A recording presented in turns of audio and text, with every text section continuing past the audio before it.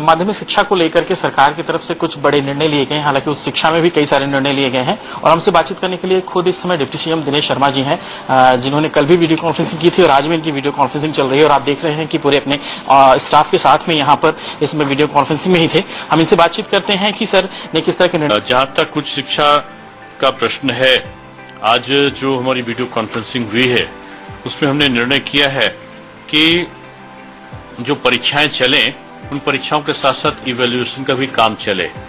सुझाव के तौर पर यह दिया गया था कि परीक्षाएं जो हैं उनमें क्वेश्चन कम आए और तो कुछ विश्वविद्यालयों ने कहा कि कम क्वेश्चन के साथ कर सकते हैं। कुछ विश्वविद्यालयों की कठिनाई ये थी कि उनके पर्चे छप चुके थे, तो ये विश्वविद्यालयों पर छोड़ा गया है कि वो 2 शिफ्ट में कराते हैं कि 3 शिफ्ट में कराते हैं। हमारी कोशिश यही होगी कि 2-3 शिफ्टों में परीक्षाएं कराई जाएं। ये लेकिन अगर कोई 3 शिफ्ट में 2 शिफ्ट में कराता है और समय से परीक्षा पूर्ण कर देता है तो उसको उसकी छूट होगी। जैसे ये परीक्षाएं सर मैनुअल होंगी या फिर सीधे ऑनलाइन माध्यम से रखेंगे या किस तरह से होगा सर? नहीं, परीक्षाओं के बारे में 3 मई को अगर लॉकडाउन हट जाता है तो लॉकडाउन हट जाने के बाद ही परीक्षाओं की बात हम कर रहे हैं। लॉकडाउन अगर हट जाता है तो 15 मई के आसपास, 15 मई के बाद ये परीक्षाएं कराने के लिए अधिकृत होंगे विश्वविद्यालय। कुछ विश्वविद्यालय चाहते हैं कि वो पहले भी कर सकते हैं, तो अगर लॉकडाउन हट जाता है और पहले वो करा सकते हैं तो वो पहले भी करा सकते हैं। कुछ विश्वविद्यालयों ने ये रखा था कि सेंट्रलाइज इवैल्यूएशन की व्यवस्था है, तो सेंट्रलाइज इवैल्यूएशन की जगह वो डिसेंट्रलाइज इवैल्यूएशन की मांग कर रहे थे।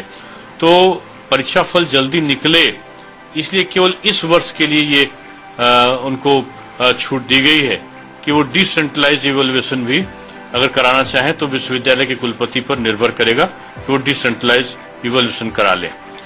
फाइनल ईयर का जो रिजल्ट है, वो जो लोग अंतिम वर्ष के छात्र विद्यार्थी बैठे हैं परीक्षा में, उनका इस प्रकार से स्कीम को, जो परीक्षा का सूची है उसको तैयार की जाए कि जो अंतिम वर्ष का विद्यार्थी है उसकी परीक्षा पहले हो और रिजल्ट पहले निकले, यानी जून तक रिजल्ट निकले और जुलाई में हमारे एडमिशन पूरे हो।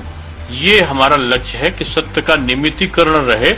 अगर किसी कारण से व्यवधान पहुंचे तो जो हमारी ग्रीष्मकालीन अवकाश है या हमारा जो शीतकालीन अवकाश या कई अन्य अवकाश होंगे उनको न्यून करने पर भी हमारा विचार है कि उनको अगर हम छोटा भी कर देंगे तो हमारा सत्य नियमितीकरण चलेगा।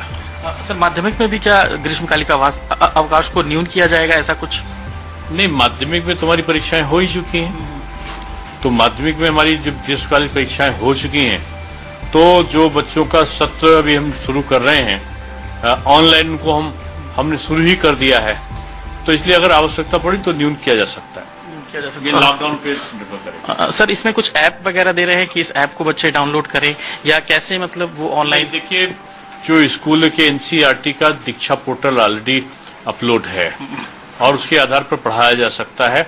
इसके अलावा कई और शिक्षा के चैनल में इस प्रकार की व्यवस्था है ऑनलाइन टीचिंग की, तो उसकी सहायता वो लोग ले सकते हैं।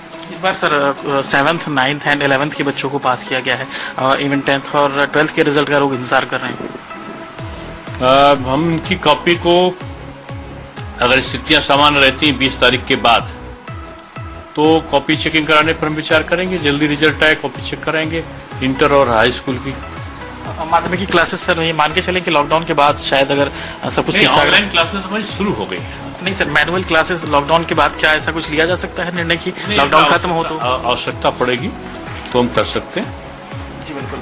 तो ये थे डिप्टी सीएम साहब दिनेश शर्मा जी। जाहिर सी बात है कि उच्च शिक्षा को लेकर के जिस तरह के निर्णय है कि उच्च शिक्षा के जो भी एग्जाम्स हैं वो अगर लॉकडाउन खत्म होता है तो जाहिर है कि उसके बाद कुछ तारीखें आ सकती हैं, और वहीं माध्यमिक शिक्षा के लिए ऑनलाइन पढ़ाई इसमें शुरू हो चुकी है, जो कि इसमें अनवरत चल रही है। हालांकि ग्रीष्मकालीन अवकाश को भी लेकर के सूक्ष्म करने को लेकर के भी निर्णय